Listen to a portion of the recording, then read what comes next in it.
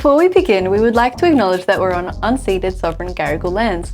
We pay our respects to their elders past, present and emerging, recognise their ongoing connections to the land and waterways, and stand in solidarity with any call for truth, treaty and justice. Welcome to the first episode of the Educative Evidence-Based Practices podcast. In this series, we'll share emerging themes, developments and discussions about EEBP as our community of authors begin to write their chapters, which will become our 2 edited books. So as you know from the emails that we've sent out, Routledge have commissioned those 2 books from us. The first book will focus on philosophy, theory and research on EEBP, and the second will revolve around EEBP and music teacher practice. We'll also have an accompanying website where authors can share lesson plans, resources and media like video, audio or file templates. We will especially encourage authors in the second book to contribute to the website. In this episode, we want to update you on what we've been up to and share the latest version of our framework. This version is the result of over a year of presentations and discussions where we've been encouraged and challenged to continue to adapt and iterate the framework by our international education colleagues. When I initially adapted Hoffman et al.'s 4 circles model for music education in 2023, my focus was on restoring students and teachers as persons in education. But our first EEBP symposium in September 2024 started a dialogic process within the editorial team and the wider education community that has convinced us that there is a subversive and transformative potential for EEBP in education. That has included further engagement with our original 4 circles model to translate it for educative music teaching and learning. Our first adjustment was in response to feedback from Evangelos, who told us we were developing a framework, not a model. As a result, we almost always remember to call it a framework instead of a model now, and commit to having framework locked in by the time the first book launches. Our second adjustment to the original framework was to add what's come to be known as the Mario Kart or Rainbow Road pedagogical reasoning device to the figure. In Hoffman et al.'s model, pedagogical reasoning is added as a note, but we felt it was crucial for education to move it onto the figure. We then had the opportunity to present at Anzame and RHYME on themes that had emerged from the symposium like cultural safety and pedagogical reasoning. At RHYME, we had a long chat with Pam Bernard about where we were up to, and she suggested that by pluralising practice to practices, we would recognise and promote a plurality of practices. We agreed, so we updated the name, and we updated the website, where we also embedded our original EEBP explainer and a video version we made of our RHYME paper. Shortly after the symposium, we were thrilled to learn that Hoffman et al. Had released the 4th edition of their book. We loved their move from need to preferences in the student circle, and we loved preferences, so we changed our framework. And we started wondering about the spaces between the circles. As we were wondering, we revisited a case study of a music creation project in Kate's school, which promoted even more discussion on the teacher and student circles. So the case study involved data from experiences of students and teachers at a high school in Western Sydney, where I'm a music teacher, which involved using music technology to create and learn about music. Students used digital tools to create their own music and experienced different degrees of formality in their classroom music lessons, with varying levels of informal learning principles and teacher-led practices. The project started by introducing information from research evidence, primarily from Lucy Green's Informal Learning, which drew from the learning experiences of young people in garage bands as a basis for a new classroom music pedagogy, as well as a growing research body of learning in digital music making cultures. The students in this specific context had a wide range of musical tastes that included produced music and music that featured drums, beats or groove, often related to the digital creative tools used in the project. Their musical background involved learning to play music informally with their family or in their high school music classes. Students were engaged throughout the project when they had space to create their music. They valued making music that they listened to for fun, creating something that was theirs and new with friends. Throughout the different contexts, engagement and learning increased when students were encouraged to explore and create, compared to rote learning teacher-chosen concepts and exercises in copying. However, while incorporating informal learning principles and including contemporary digital music cultures increased student engagement, creativity and learning, this created discomfort for the teacher. This promoted conversations within the editorial team about the intersection of the research evidence and classroom expertise. It seemed that the potential for the research evidence in the classroom context was being filtered through the values, preferences, circumstances, and musical expertise of the teacher. In these experiences, both teachers' and students' actions were influenced by their values, preferences, circumstances, and expertise, leading us to consider adding the teacher's values, preferences, and circumstances and the student's musical expertise to the framework. This in turn led us to think about the space between the teacher and student circles. The teacher was unfamiliar with the music the students prefer and reported low self-efficacy related to using technology. She also reported discomfort with the pedagogy that was being implemented. As a teacher who clearly aligns with and is very experienced with explicit teaching and more teacher-led pedagogies, which are historically more prominent in classroom music education, she experienced discomfort and tension with the stepping back in her role. We see the tension here between the circles.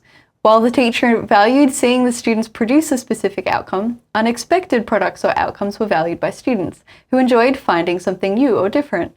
And while the teacher aligned with explicit teaching by wanting to tell students what she wanted upfront and how to get there, students preferred exploring and playing around, again valuing finding things that were different. As the project progressed, the teacher had time to become more comfortable with the pedagogy and experiment, stepping back, creating space for student exploration, and taking on the role of more experienced learner found in hip-hop pedagogy. She facilitated creating music by providing parameters, variety in instruction, individualized feedback, and suggestions for experimentation. With this space for interaction, students could bring in their own expertise, were more engaged and creative, and demonstrated inactive learning, and the teacher learned alongside the students. While the teacher was initially visibly uncomfortable without the structure of her usual role, and with this disconnect in pedagogical values, continuous support, care, and understanding increased her confidence and her comfort with being uncomfortable, ultimately leading to an educative experience for her as the teacher as well. This opening up resulted in a different kind of relationship with the students, with more room for exchanges of music, knowledge, and ideas, and greater inclusivity in the classroom. Caitlin's work resulted in the post-CDIME framework that we took to the Australian Association of Research in Education conference in early December 25. During our preparation, we continued to explore the space between circles and balancing the student and teacher circles. We also grew increasingly unsatisfied that educative only appeared in the text definition and began to wonder how we might move it onto the figure. As we were doing this, we went back to the definition. The word integrate gained new significance, and we chatted about how the Venn diagram showed integration of information toward the center, and that this integration involved pedagogical reasoning. So we moved educative, care, growth, and positive transformation, and added an arrow to indicate pedagogical reasoning into the figure. We also realized that Hoffman's context circle used information from, which is redundant since the classroom context is information, so we removed that. And then, as a result of a discussion at and after the conference, we added of students to the centre, and then added Elliott and Silverman's full definition of educative teaching and learning to the written definition. When we turned our focus back to the teacher's circle, we were all uncomfortable with limiting expertise to classroom. We decided to split it into pedagogical expertise and disciplinary expertise for the teacher, which prompted a revision in the student circle from musical expertise also to disciplinary expertise.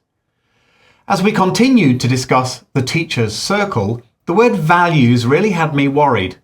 I felt that when using the EEBP framework as an analytical tool after a teaching intervention, it made sense, because understanding teacher values helped us think about what was successful and what wasn't. But I was worried about the idea of including teacher values when using the EEBP framework as a planning tool or as an ongoing teaching tool, because there is so much research that suggests that teacher values already dominate music education. Music teachers tend to come from predominantly white backgrounds and value classical music over other musics, which can result in them othering the very values, needs and circumstances of students that we're concerned about.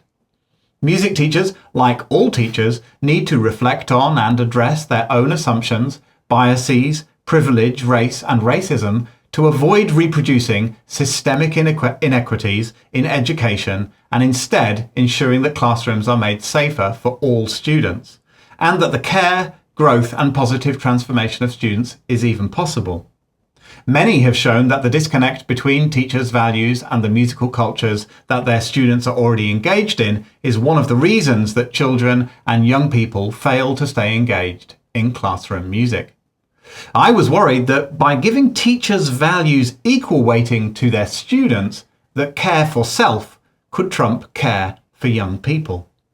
So my next question was, what do Hoffman et al. Mean by clinical expertise, which is, of course, where classroom expertise came from in Brad's first EEBP framework?